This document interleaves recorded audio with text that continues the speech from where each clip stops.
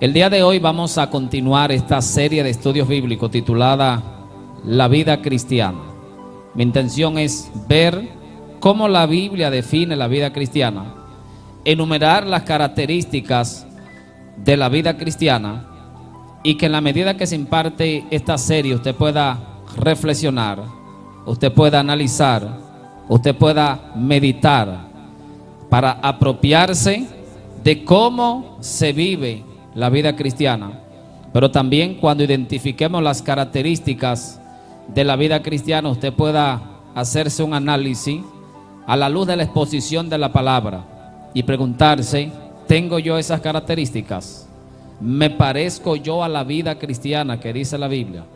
Es posible que esté en el proceso, en el desarrollo, y por ende debo también ser prudente al momento de responder esa pregunta, porque hay cosas que se van a conseguir en el transcurso de la vida cristiana.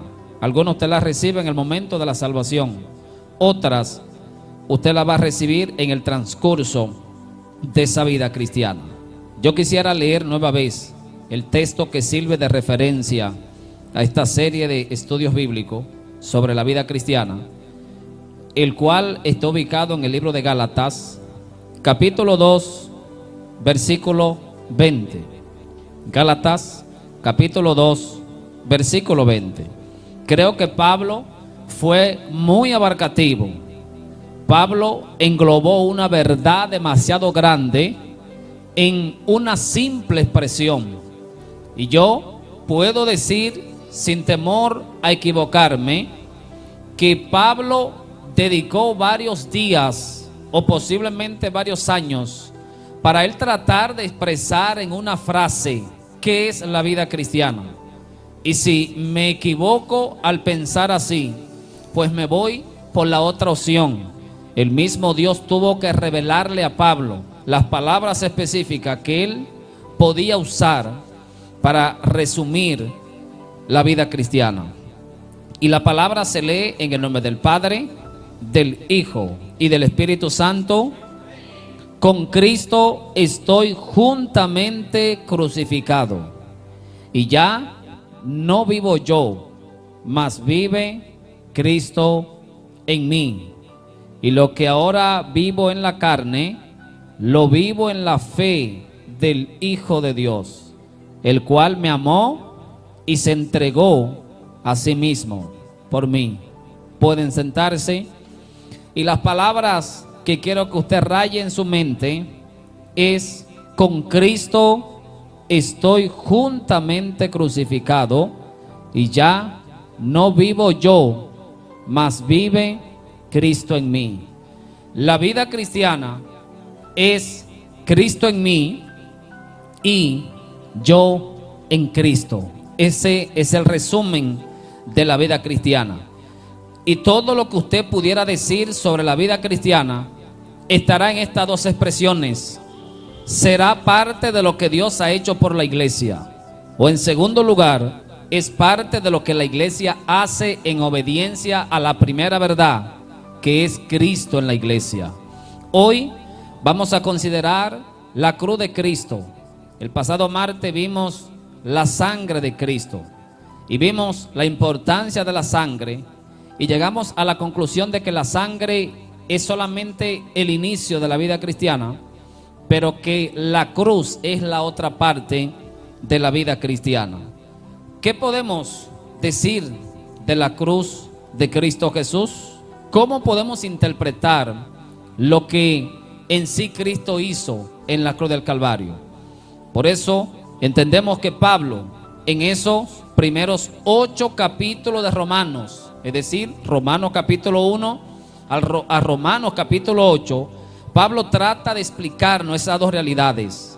Y vimos en la pasada sesión que esos 8 primeros capítulos de Romanos se dividen en 2 sesiones.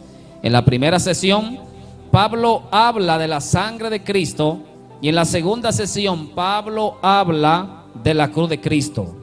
Cuando Pablo nos habla de la sangre, Pablo hace hincapié en lo que yo he hecho, en lo que tú has hecho, en lo que el mundo ha hecho. Cuando Pablo habla de la sangre de Cristo, hace hincapié en actos individuales que son desobediencias específicas. Pero cuando Pablo habla de la cruz de Cristo, Pablo entonces trata conmigo. Es decir, al momento de la salvación, yo necesito identificar lo que he hecho que a Dios no le agrada. Debo identificar cuáles prácticas son contrarias a lo que Dios ha establecido en su palabra. Pero una vez me adentre en el camino de la salvación, voy a descubrir que lo malo no era lo que yo hacía, que lo malo soy yo. El mal habita en mí y por ende yo necesito refugiarme en el elemento de la cruz. Por eso, si usted necesita recibir perdón por lo que ha hecho, la sangre de Cristo te da perdón. Pero si usted necesita liberación de ti, la cruz de Cristo es esa parte.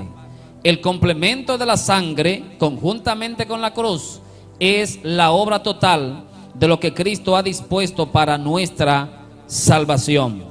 Por eso no nos enfoquemos en pedir perdón por nuestros pecados. No nos enfoquemos en lo que hemos hecho solamente, sino que tenemos que seguir el transcurso de ese camino y encontrarnos con nosotros mismos, tratar con nuestras debilidades, con esa inclinación hacia hacer lo malo. Y para resumir esto que le acabo de mencionar, vimos en la sesión anterior el término pecado en plural y el término pecado en singular. Que cuando la Biblia habla de pecado en plural se refieren a hechos de desobediencias específicos o a hechos que se materializan.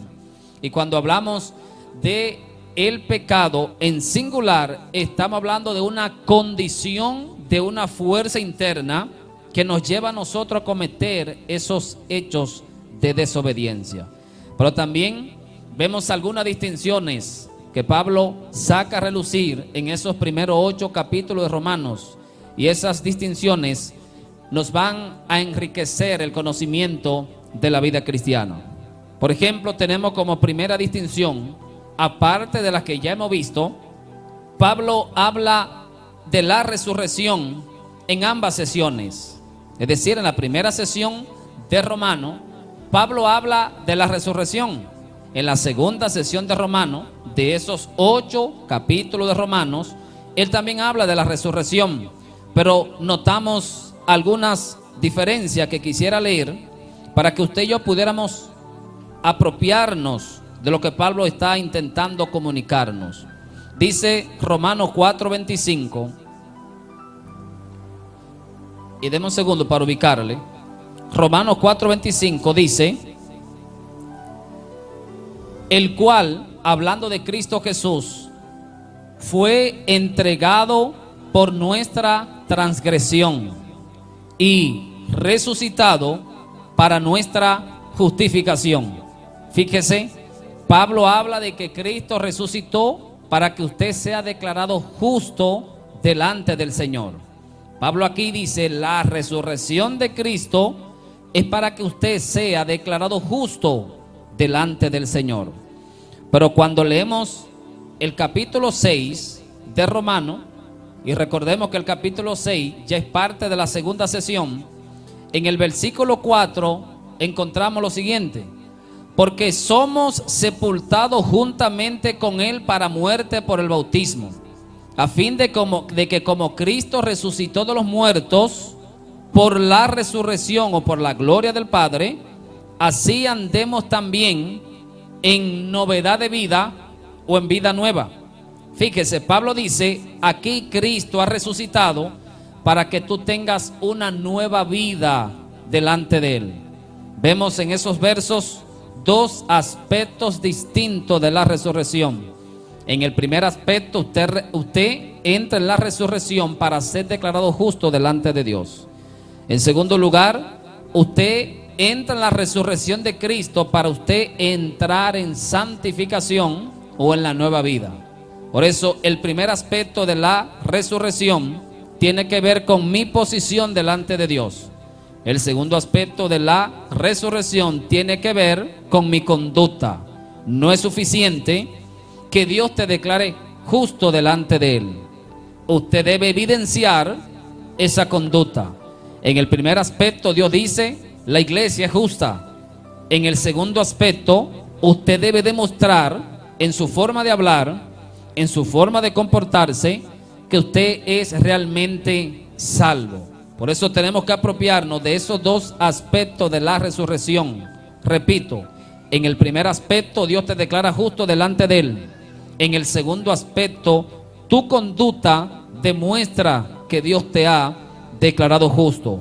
Podemos agregar también que el primer aspecto de la resurrección tiene que ver con Dios. El segundo aspecto de la resurrección tiene que ver contigo, en la manera en cómo tú te expresas. Pero cuando seguimos avanzando en esta sesión de Pablo, vemos también una gran diferencia respecto al término paz. Pablo habla de la paz en el capítulo 5 y en el capítulo 8 respectivamente. Cuando leemos el capítulo 5, nos encontramos que Pablo habla de la paz y Pablo la relaciona al Señor. Pablo dice: justificado pues por la fe, tenemos paz para con Dios. La persona contra quien se peca debe ser el primero que declara la paz. Y recuerde que en el estudio anterior vimos que la salvación involucra a tres personas: al Dios contra quien se peca, en segundo lugar al hombre como agente de pecado, y en tercer lugar al adversario que te acusa, valga la redundancia, a causa de tus pecados. Si el pecado en primer término es una falla contra Dios, Dios mismo es el que debe tomar la iniciativa de perdonarte. Por eso Pablo dice aquí en el versículo 1 de Romanos 5 que estamos justificados por la fe y producto de eso tenemos paz para con Dios por medio de nuestro Señor Jesucristo.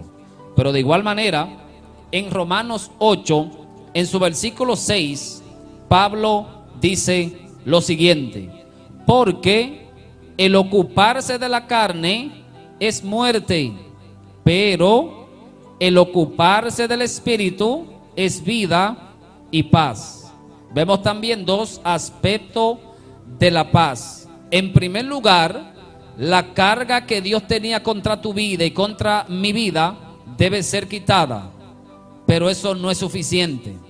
Después que Dios quita su carga o el peso de la ley que pesaba contra ti y contra mí, ahora yo debo permitir que la santificación del Espíritu Santo venga a mi vida, para que cuando yo lea lo que dice la Biblia y yo mire lo que yo hago, yo encuentre paz. Porque cuando yo leo que la Biblia dice que yo tengo que orar, que yo tengo que santificarme, que yo tengo que evangelizar, que yo tengo que ayunar, cuando yo miro el histórico de mi vida, si mis hechos no se refieren a esa realidad, yo me voy a perturbar. Porque cada vez que tú leas algo en la Biblia y tú mires tu interior y haya una contradicción, usted no estará en paz. Pablo dice: no es suficiente que Dios diga que tú estás en paz con Él. Usted debe estar en paz contigo mismo. Y eso se encarga en la medida que yo me someto a la obra y a la dirección del Espíritu Santo. Por eso la primera paz de la salvación te da paz con Dios. La segunda paz de la salvación te da paz contigo mismo, partiendo de lo que la Biblia dice que caracteriza a los cristianos.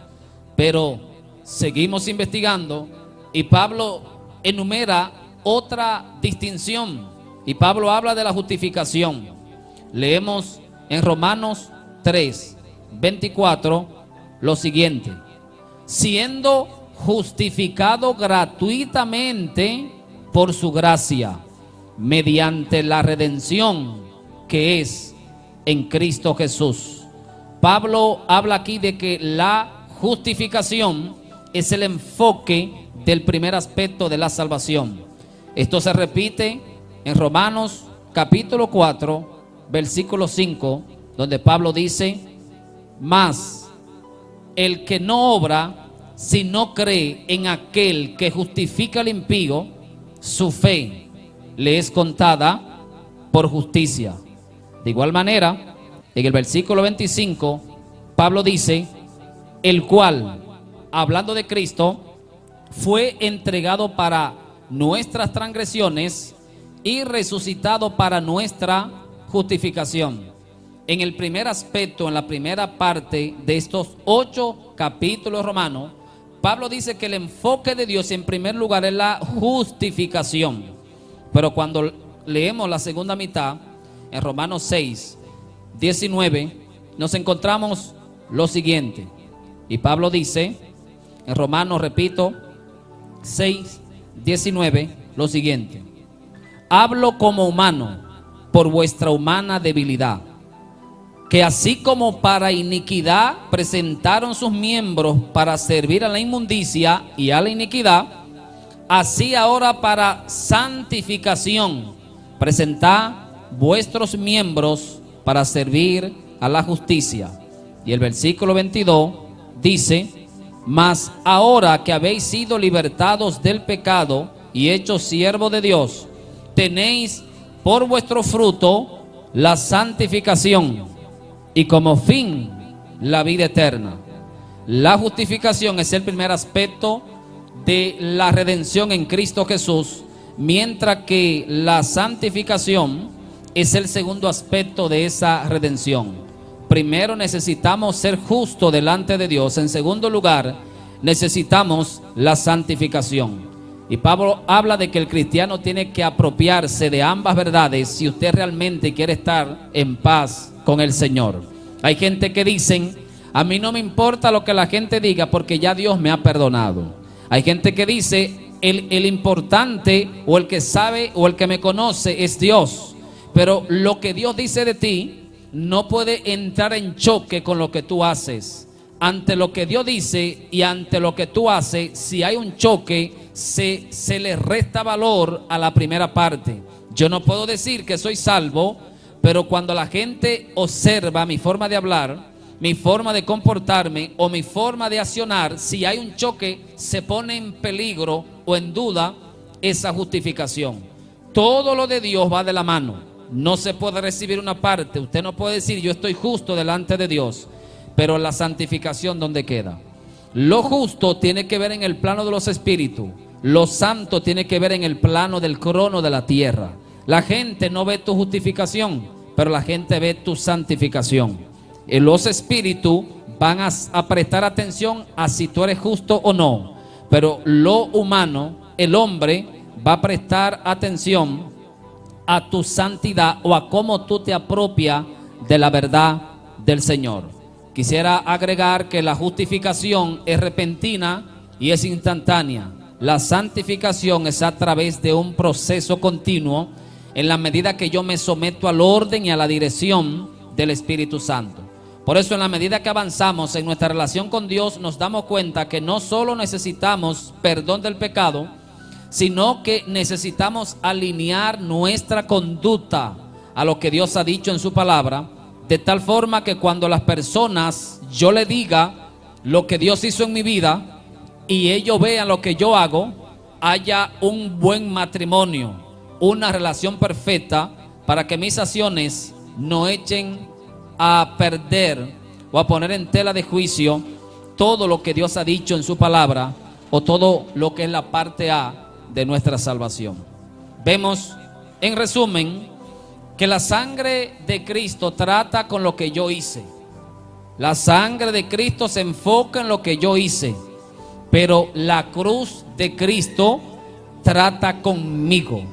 Mientras la sangre trata con mis pecados, la cruz trata con mi pecado.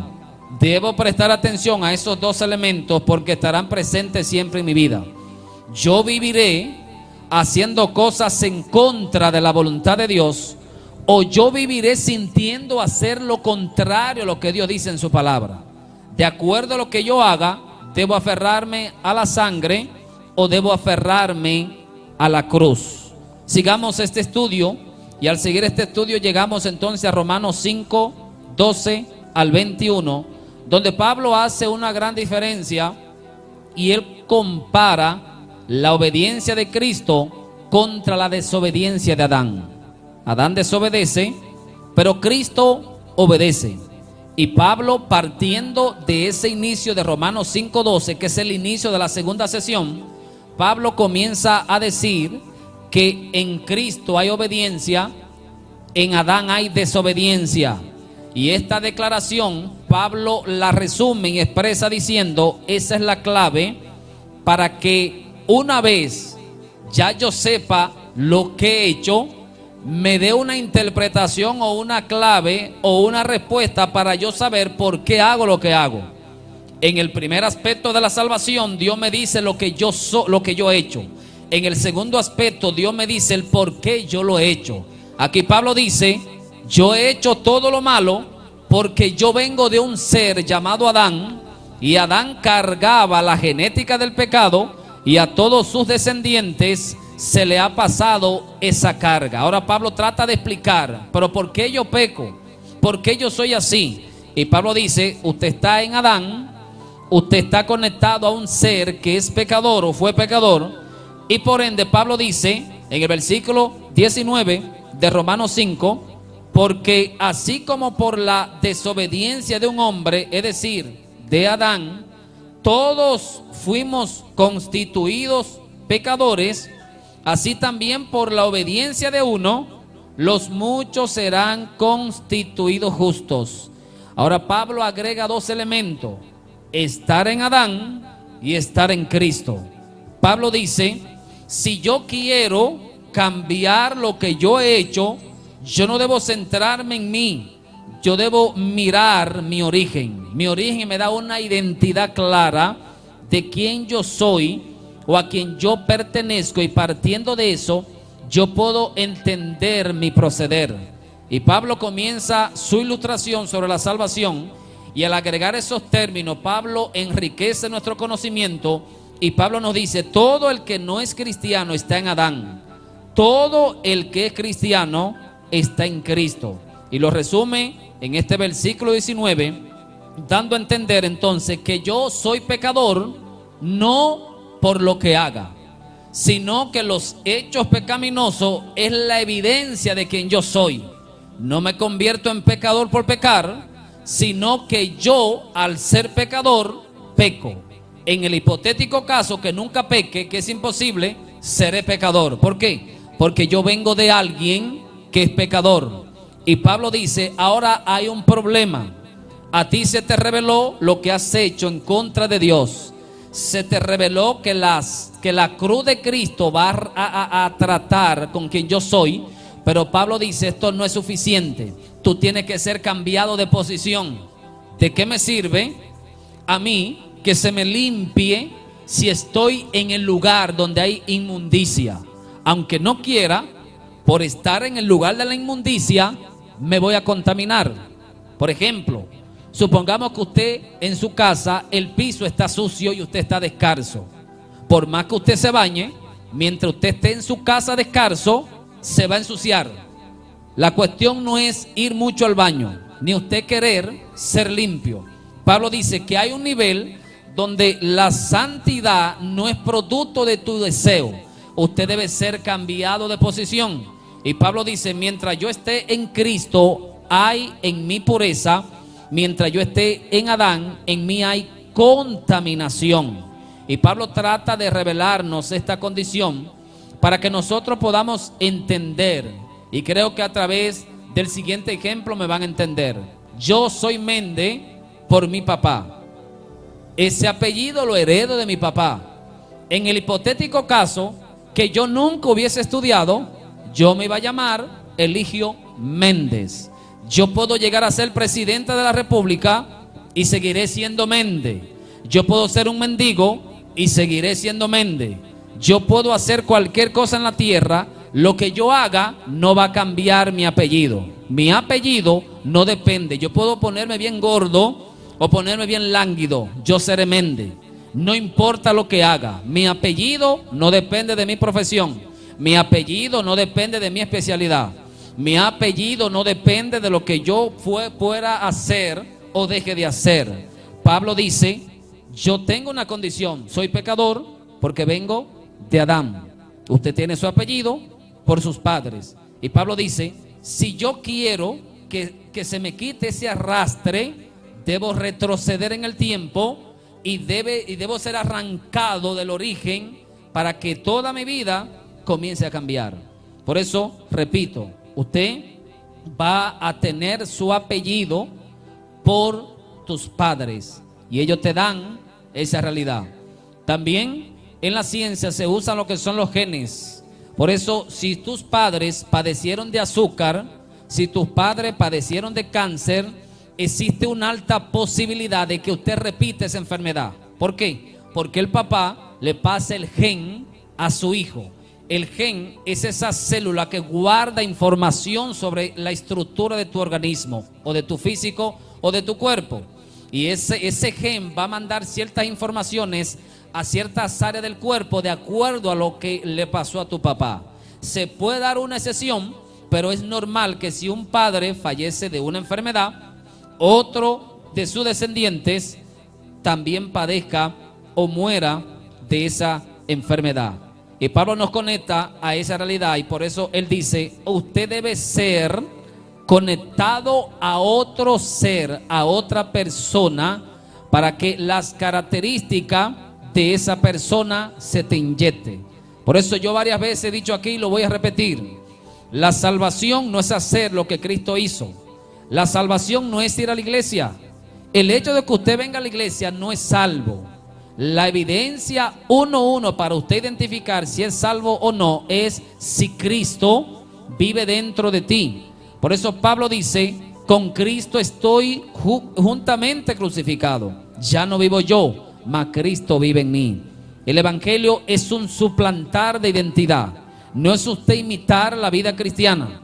No es usted intentar hacer la vida cristiana. Es usted morir cada día para que la vida de Dios pueda reverdecer o pueda resurgir dentro de nuestra debilidad, dentro de nuestro pecado. Por eso Pablo dice: el asunto del pecado no es por comportamiento. Usted puede tomar toda la decisión que usted quiera de dejar de pecar y nunca va a dejar de pecar, porque no es cuestión del comportamiento ni de decisión, es cuestión del origen.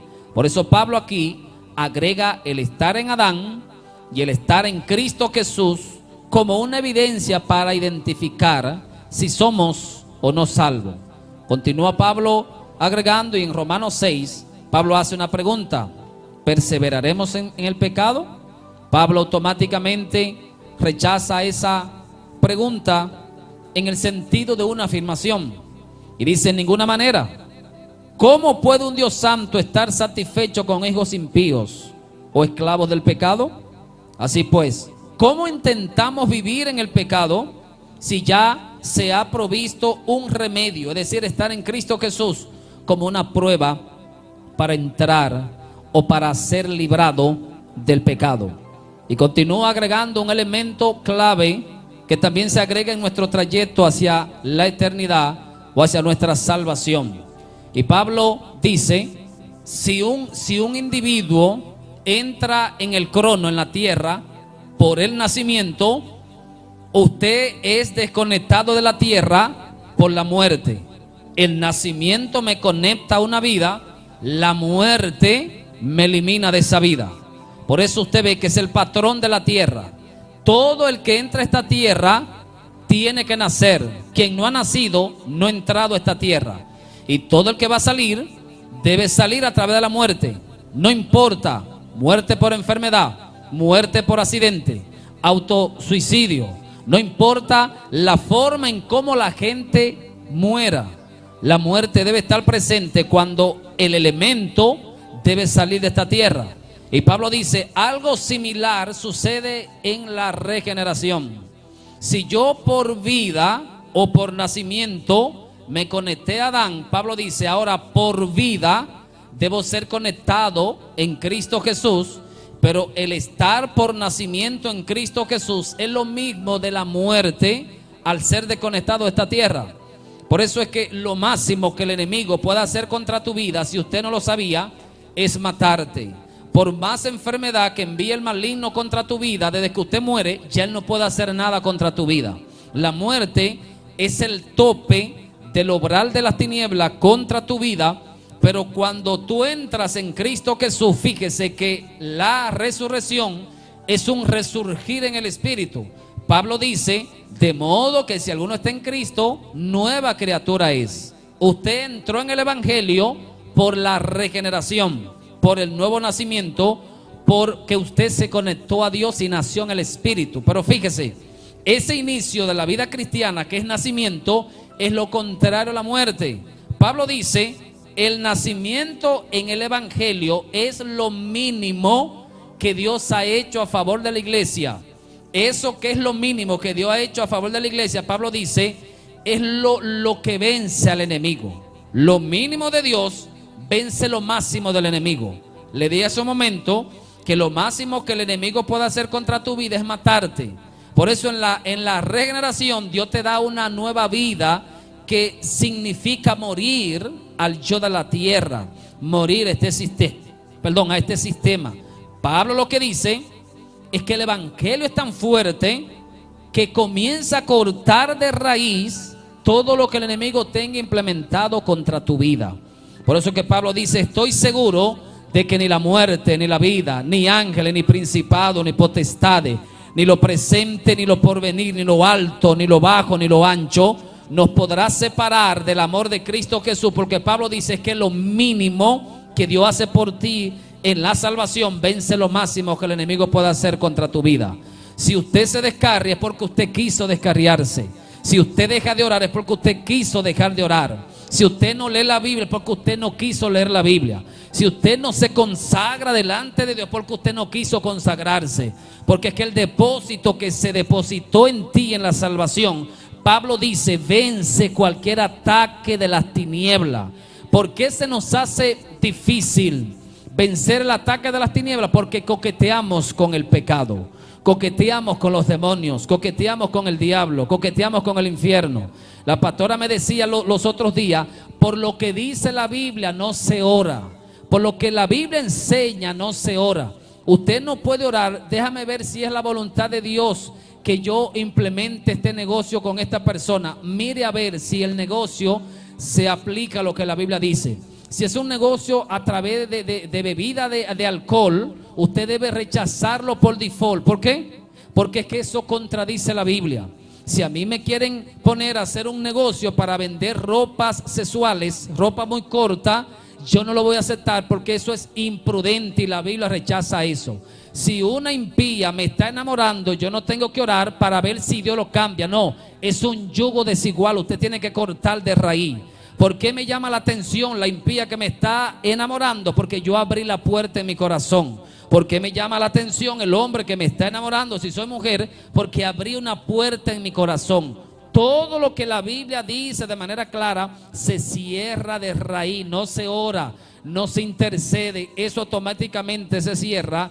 Y nosotros, en la medida que cerramos esa puerta, se nos hace más fácil. Y usted sabía que la tentación es el único pecado que se vence corriendo. La tentación no se enfrenta, porque es que usted es débil. Y en lo que usted es débil, no pierda tu tiempo enfrentando, porque te va a vencer. Ya usted sabe que usted es débil. Por eso, por las mujeres, si usted es cristiano y hay una mujer que te está enamorando, no esté cerca de esa mujer, porque esa tentación te va a vencer. Si hay uno cristiano que te está enamorando, no le haga caso ni te lleve de eso, porque que usted es débil. Como mujer tú necesitas un hombre, y usted como hombre necesita una mujer. En ese caso usted corta de raíz, porque es que si te queda ahí, la carne se va a activar, porque hay una condición natural. Ante lo de Dios, tome las medidas, y usted verá que cuando seamos extremistas en lo que la Biblia dice, es decir, poner en práctica todo lo que dice, se nos hará mucho más fácil vencer la oferta del enemigo. Y Pablo dice que la manera divina de librar es Dios quitándome de Adán y poniéndome en Cristo. Lo importante, lo peculiar, tú no te pusiste en Adán, tú no te pusiste en Cristo. Se te puso en Adán porque tú vienes de Adán. Se te pone en Cristo por la voluntad del Señor. Por eso usted no debe intentar estar en Cristo, porque eso es imposible. Ya usted está en Cristo Jesús. Usted da por hecho. Cuando el enemigo te haga titubear, usted debe echar la duda a un lado, porque ya usted está en Cristo Jesús.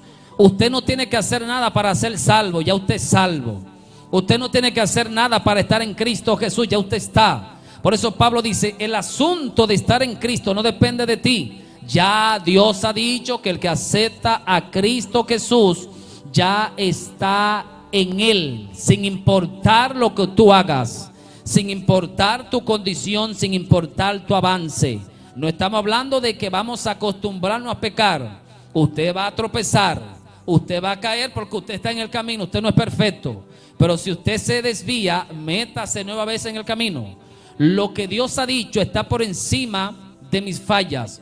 Por eso es que dije hace un momento que la santificación es un progreso. Mientras tú te diriges a la meta final, que es llegar al reino de los cielos, podemos caer, podemos fallar, podemos desviarnos, pero la sangre de Cristo nos cubre y nos perdona, y la cruz nos da permanencia. A modo de ilustración, supongamos lo siguiente. Supongamos que esta Biblia es estar en Cristo Jesús. Esta Biblia es estar en Cristo Jesús. Pero que dentro de esa Biblia hay diferentes billetes. Hay billetes de 50, de 100, de 200, de 500, de 1000 y de 2000. Una pregunta, ¿usted cree que los billetes que estén dentro de la Biblia no van a ir donde la Biblia vaya? Claro, la realidad de la Biblia es la realidad del billete. Lo que pasa con la iglesia es que la iglesia presta atención a lo que hace. Cuando la iglesia presta atención a sus debilidades, titubea del Dios en quien ella está depositada. Y Pablo lo que dice, yo no me voy a enfocar en mi debilidad, yo no me voy a enfocar en mi desliz, me voy a enfocar en la verdad. Ya yo estoy en Cristo Jesús. Y Pablo dice, lo que le pasó a Cristo Jesús, me pasó a mí. Si Él murió, yo morí. Si Él resucitó, yo resucité. Yo estoy sentado con Cristo en lugares celestiales, pero me estoy perfeccionando en la santidad. Me estoy perfeccionando en la pureza. Pero lo que le pasó a Cristo, también te pasó a ti. Otro ejemplo similar, supongamos que a su abuelo, Dios libre esto, porque es una manera de ilustración en el pasado, porque ya no va a pasar porque ya usted nació. Supongamos que a su abuelo tuvo un accidente y falleció. ¿Usted cree que usted iba a estar aquí? No, porque tu papá, tu abuelo, carga tu espermatozoide, y de acuerdo a lo que él carga, él se lleva.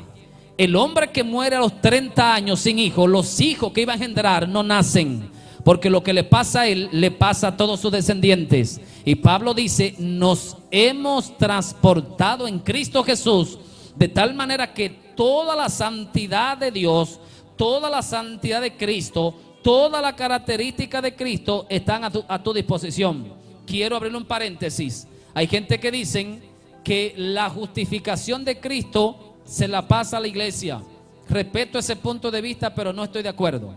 Hay gente que dice que todas las obras buenas de Cristo Jesús han sido adjudicadas o imputadas, es el término que se usa. La imputación de la justicia de Cristo se le imputa a la iglesia. Es decir, que si Cristo es santo, la iglesia es santa. Si Cristo tiene una vida propensa a santificarse, la iglesia también tiene esa vida propensa. Como Cristo ora, la iglesia ora. He visto en la Biblia que en el momento de la salvación, a mí no se me dan las características de Cristo. A mí se me da el mismo Cristo. Ese Cristo que se depositó en mí en la salvación es el que va a replicar su vida. No es un imitar, dije hace un momentico, es usted morir para que el que vive en ti comience a demostrar la característica de él.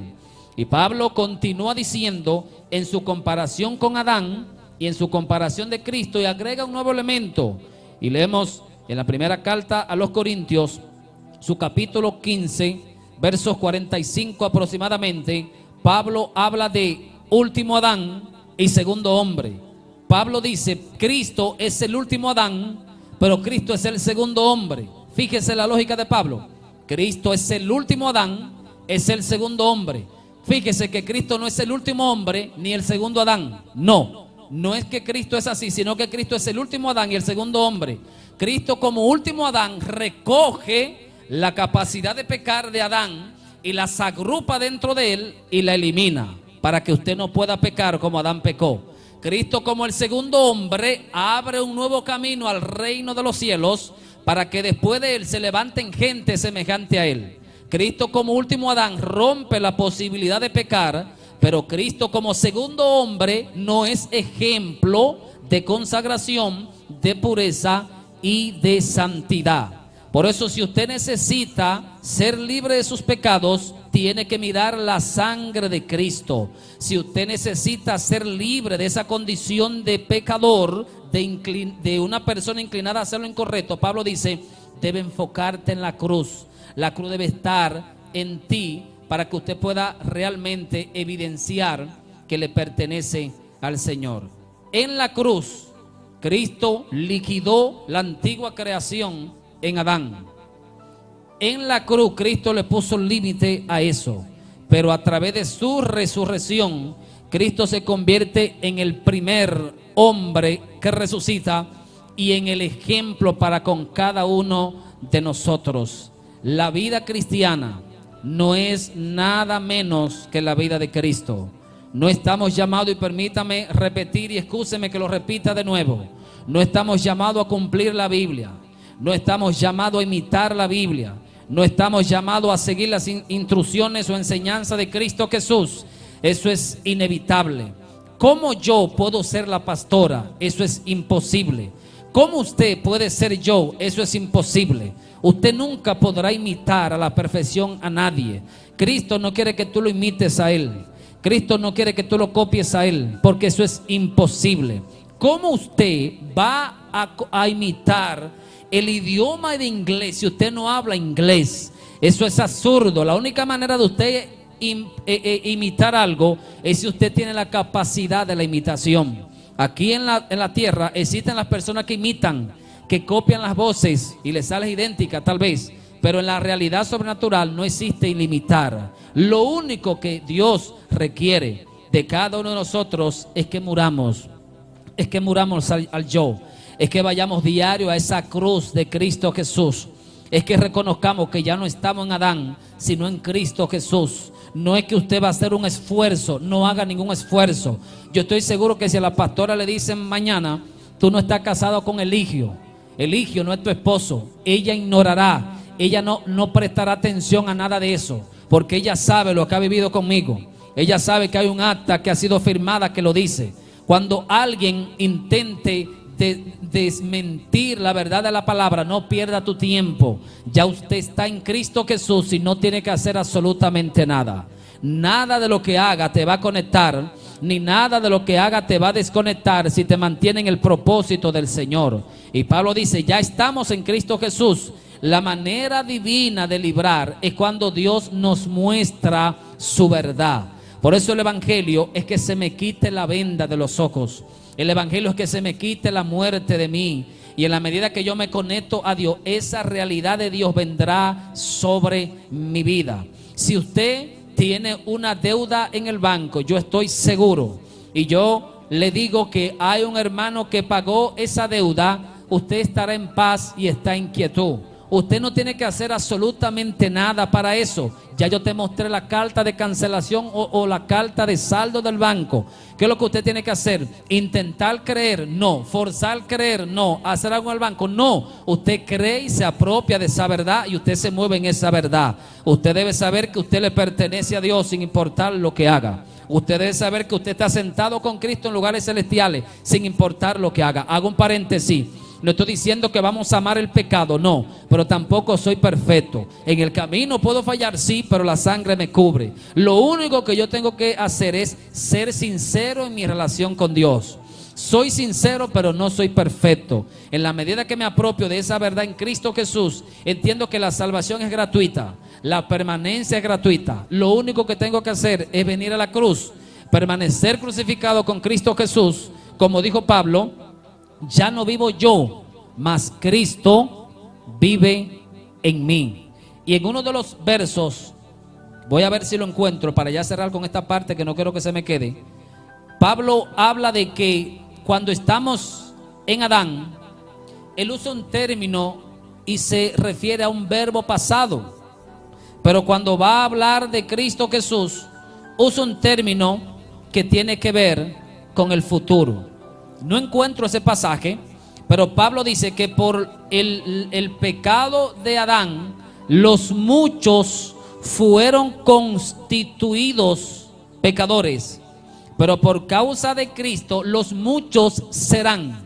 Cuando Pablo va a hablar de mi relación con Adán, dice ya yo soy un pecador, pero cuando va a hablar de mi conexión con Cristo, dice seré. ¿Por qué él dice seré? Porque hay una parte en la que tú debes ejercer la fe. Y permíteme nueva vez recordar lo que varias veces he dicho en esta iglesia. Cuando algo divino se va a mezclar con algo terrenal, o cuando algo eterno se va a mezclar con lo efímero, o cuando algo del plano de los espíritus se va a ligar con el crono, se crea una mezcla. A esa mezcla Dios me dijo que él la llama efecto resultante. El efecto resultante es la mezcla entre algo que Dios quiere hacer y entre un humano que quiere hacer eso que Dios quiere. Cuando Dios quiere que tú hagas algo, cuando tú quieres hacer eso que Dios quiere que tú hagas, se crea una mezcla. ¿Qué es? Es un Dios que quiere que se haga algo, un humano que hace eso. Eso crea un efecto resultante. Me explico. Dios quiere que tú seas salvo y tú te quieres salvar. Eso es igual a un pecador salvo. Dios quiere darte un milagro, tú tienes fe y ora por ese milagro, es la respuesta a ese milagro. Dios quiere prosperarte, usted ora por esa prosperidad, Dios te prospera. Un humano rico o millonario, ese es el efecto resultante. Todo lo que Dios ha dicho en su palabra, usted debe creerlo, debe abrazarlo, debe sentirlo y debe apropiarte de esa verdad. Cuando usted se apropia de esa verdad, se crea el efecto resultante. Y el efecto resultante, repito, es Dios mezclado con los hombres y son los hombres mezclándose con Dios. Se necesita esa doble mezcla en la salvación. La salvación no solo depende de un Dios que quiera salvar, depende de un pecador que quiera salvarse. Y en tercer lugar, depende de un pecador que ponga en práctica el medio que Dios ha implementado para que la salvación se concretice. Es decir, es insuficiente que Dios quiera salvarte, es insuficiente que usted quiera salvarse. Usted debe entonces usar el procedimiento. Dios está aquí, usted está aquí y el procedimiento está ahí. Dios, si quiere y no hace nada, es inútil la salvación. Si Dios quiere y usted no quiere, es inútil la salvación. Si Dios quiere, crea el elemento y usted quiere y no se apropia del elemento del medio, es inútil la salvación.